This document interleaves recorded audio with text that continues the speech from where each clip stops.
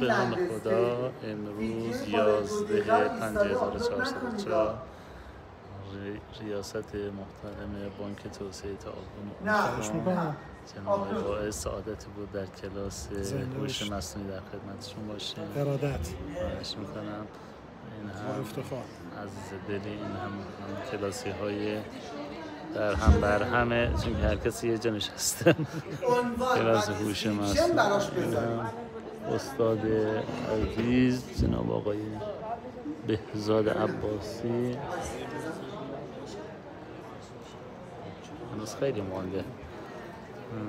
انشالله که کلاس بسیار پرباری باشه. آخرین جلسه کلاس هوش مصنوعی رو انشالله با دوستان در حال سپری کرده هستیم. این یکی از خاطرات به یاد ماندنی ما خواهد بود. این هم ویو کل کلاس، این هم کلاسی هایی که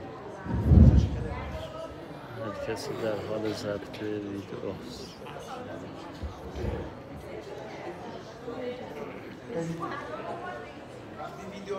البته خانوم یه کاری دیگه کرد، اومد ویدیو رو ایستاده گذاشت تو این شات، بغلاش رو افکتای ویدیو گذاشت، ماسمالی شد. نشده هنوز خیلی نشده. خیلی زیاد شده.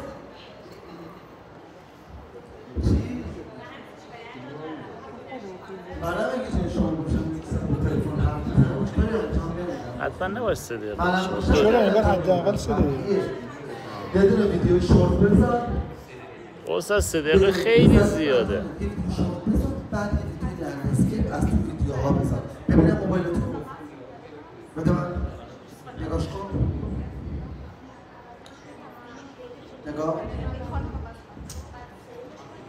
اینو میزنی رو ویدیو کوتاه. یه ویدیو کوتاه گرفتم.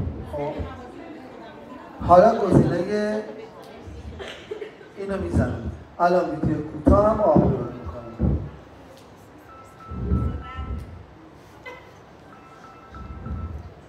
استاد 3 دقیقه تموم نمیشه. بله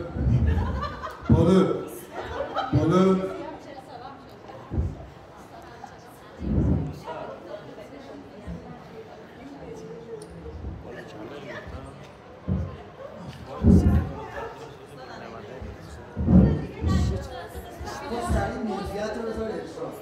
نذار دست پیش ببره. سریع بذار پیش اجرا.